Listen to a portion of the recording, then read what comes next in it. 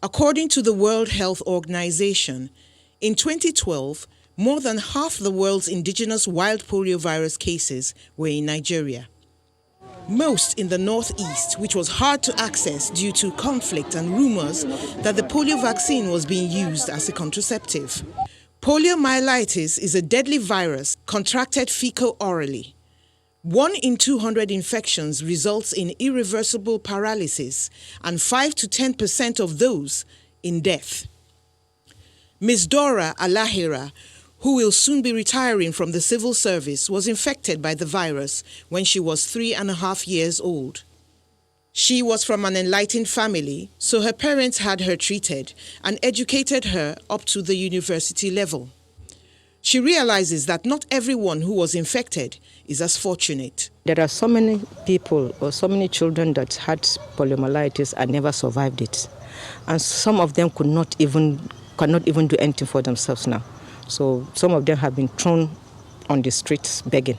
After several coordinated drives of routine and supplementary immunization, sponsored largely by international agencies, including the Bill and Melinda Gates Foundation, the World Health Organization declared Nigeria polio-free in 2020.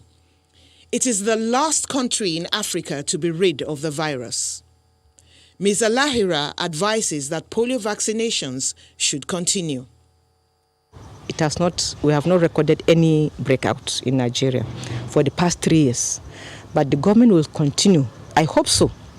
Dr. Alera Roberts thinks so too and speaks for the body of public health physicians when she says only a strong primary health care system can keep this hard-won victory. We have to have them working right at the grassroots, constantly, daily, without interruption. That requires incentivization, that requires constant remuneration, that requires constant training and retraining to make sure that they remain at the grassroots and are happy to do so, working door to door, child by child.